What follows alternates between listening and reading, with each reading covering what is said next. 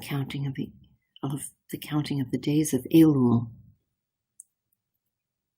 The 25th day that takes us with each day a little bit closer to the new moon of Tishrei and the new year. I found myself waking up this morning to a story that I hadn't thought of for a while. And I think maybe I was thinking about it because it's a story that reminds us that you have to stay open to all the sources of wisdom that may be available to you. And I'm not sure where to start the story, but it's a long story. I'll give you the highlights. So we were waiting for a year and a half. Adina was waiting for a heart, a donor heart. And hearts are, can't have a living donor, of course. And when someone's family makes the decision to donate a heart, and all the other organs are good, the heart is the last thing that's given. And it's complicated because it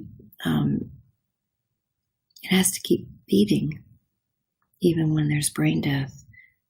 And so it's really a huge commitment for a family to allow for, the donation of organs, but we know it's to save a life. So the night before was October 26th. Dina was pretty confined to home, getting pretty sick. But that night, the interfaith community was supposed to be gathering at a Catholic church in Baldwin. And it was the feast of St. Francis. I think maybe that's why I remembered this, because I was reading a book about Assisi when I couldn't sleep last night. And it was the feast of maybe not the feast of St. Francis, but it was a St. Francis thing where in his name, we were all to gather in this church, Prince of Peace, I think, in Baldwin, and pray for peace together. And I had promised that I would come and that I would bring Jim to do some music. Well, it was also during the World Series. The World Series, the Cardinals were playing in the World Series. Jim didn't want to leave. He said, I'm going to miss the game. I said, Jimmy, I promised. And we didn't want to leave Adina either, but we said, okay, we'll do this prayer, we'll do the music, and then we'll come home. And we got there, and it was just clergy. Everybody else was home watching the World Series. So there we were, the Prince of Peace, with all clergy of every denomination, Muslims, Baha'i, Christians of every kind, Jews, we were the Jews. And, I could feel it. Because we all knew each other then. I remember every time people were offering a prayer, I could feel that they were praying for Adina to get her heart.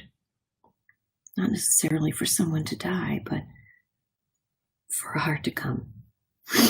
I could feel it. I knew everybody was praying for our child to get her heart. Well, we did go home, and we went to sleep that night.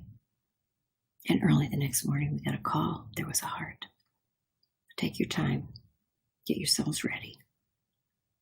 And so we did. And we got to the hospital late morning and started the preparation for the heart transplant for Adina. And it took until about 7 something that evening. We were sitting on her bed. It was a children's hospital. She was 19. Thank God we're still at children's. What a difference it makes to be in a children's hospital. You don't ever want to be sick and not be in a children's hospital today. Adina always said when she was dealing with cancer years later, everybody should be a pediatrician. Should now be any adult doctors. Anyway, we're sitting on her bed, and Adina was, she had been handling her healthcare for a really long time. She didn't suffer fools, and she didn't suffer more words that were necessary. And this resident prances into the room. Actually, I remember how beautiful she was. She had this long, flowing, dark hair. She was beautiful. But I said, oh, Adina's going to bite her head off. She just sat down on the bed. She looked into Adina's eyes and she said, do you have any questions for me? I said, oh, just wait for this.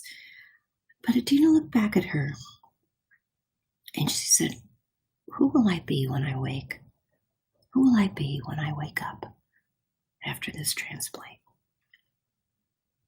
And this beautiful, amazing doctor looked into her eyes and touched her chest, which he didn't touch Adina without permission, but she touched her chest and she went, right here. She said, right here is your heart light. She said, I'm a Zoroastrian. And my grandmother taught me the thing that makes you who you are is your heart light. She said, I promise you, your heart light will only be stronger when you awaken. Something happened in the room with that amazing doctor. I think she was an angel. And we were all so calm. They came not long after that to take us all downstairs to the operating suite. And there was a calm about all of us. I went in with Adina as far as they would let me. I kissed her goodbye. I cried. I said, I'll see you soon. She said, don't be scared, Mom. And then that night, they take you in and they prepare you first before the heart even gets there. And I knew the heart was coming in a helicopter, and I knew it was going to come down the elevator. And of course, it was the World Series still, so we were just a few people, Jim and his brother, Uncle Gary, and Jake. Sarika was on a plane on her way home from Israel.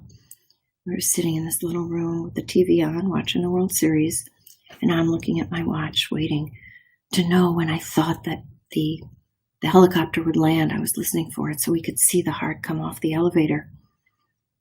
And that's part of the story too. I made them leave. I made them leave the game. And we went and we waited by the elevator and it opened. I saw the doctor with his cooler and the whole hospital burst into applause. Everybody was applauding. I said, oh, they knew the heart was here. How about that? And they took the heart in.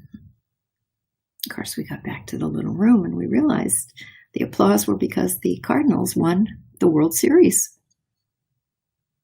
October 27th. And 2006.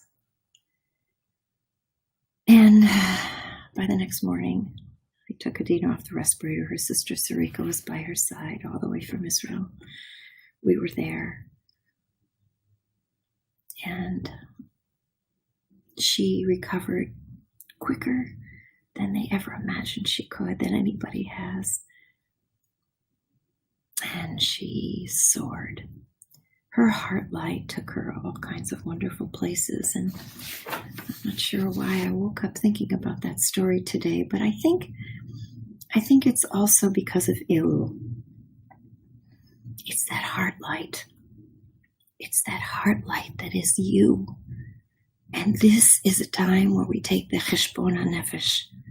We take the inventory of the soul so that we can awaken that heart light. So what is the spiritual program of these days as we quicken toward a new year, as we quicken toward the work of Yom Kippur, the days of awe, and hope by the full moon of Sukkot, we really do see the transformation that we have worked so hard for. So the first step is naming that thing that you want to change in you. We start with ourselves. Teshuvah. Elul in Aramaic means searching. We examine the mistakes of the past year, not to beat ourselves up so that we will not repeat them, right? And we leave behind anything that is holding us back. When we see the landscape of our divine souls, we see our true selves. But you have to be willing to leave some things behind, the things that maybe served you in the past but are not serving you today. Leave them behind. Second step. Write down that thing, that barrier, that thing that is trapping you, keeping you from moving forward. Is it a thought? Is it an idea? Is it a relationship? This is a month of consolation. So as we let go and we mourn, know we are also being consoled by love, discipline, compassion, ambition, humility, bonding, and integrity. 3. Maybe there's someone else in your life that you need to reach out to console. Is there something that you can do, not only to feel the consolation yourself, to want to be consoled, but maybe something you can console another and in that be consoled, right? It's a month of consolation and a month of compassion. Just as Moses pleaded for the forgiveness for all the people, not just his family like Noah, not just the righteous like Abraham, but Moses pleads for the forgiveness for everyone, the sinners as well. The 4th thing, write one act of compassion that you've done and experienced so that you can see that you are good. You've done this. Your life is worthwhile. You have done something for a higher good for God. You have done something for yourself. And you have done something for another. Remind yourself. 5. Each morning we recite the Slichot prayers in this time.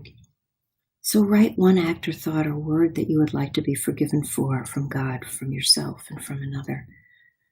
You know, something where we miss the mark. Write it down.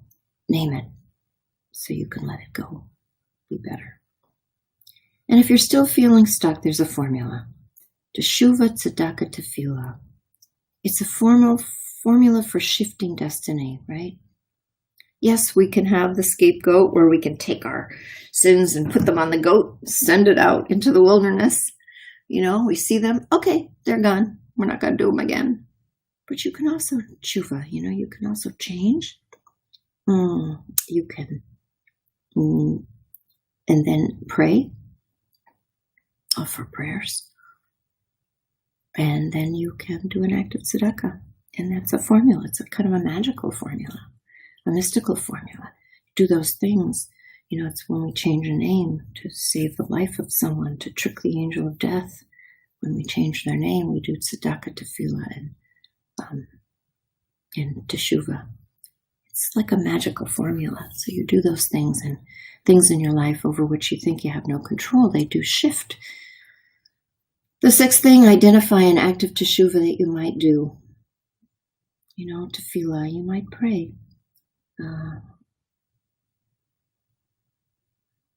Tefillah, you might petition, praise, or express gratitude. Tzedakah, what will you give? And then 7. 7th is to share your experience of this exercise. Before Rosh Hashanah, even if you're sheltering in place by yourself, who is a person that you trust?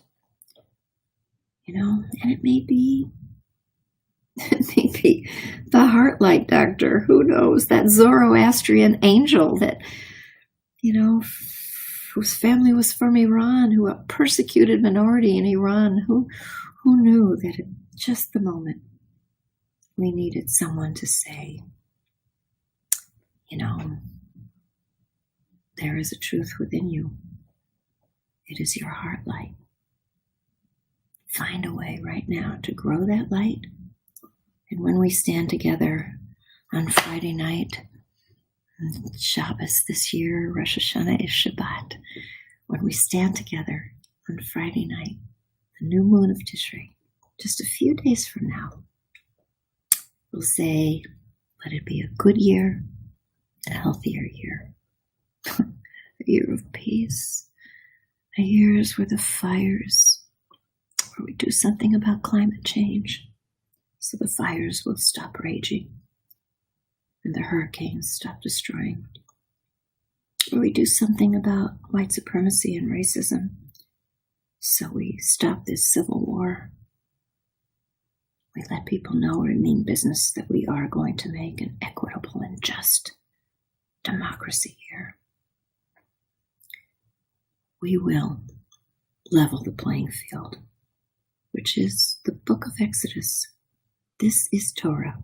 If Torah teaches us anything, it is to love the stranger until they are no longer strangers, and to level the playing field, to make sure everyone has a chance to be their best selves and to share their heart light with everyone. So let's take the shofar. You know, there is a midrash that says the shofar has to be crooked because that's the only way to get in.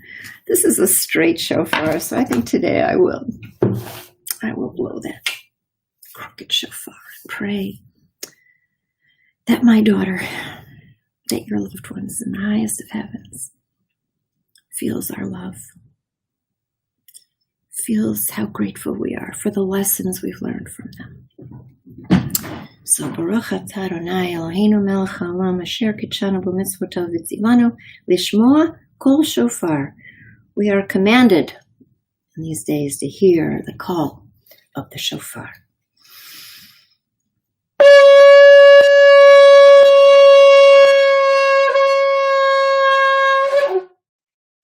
Have a great day, everyone. Have a great day. Find that heart light and share it.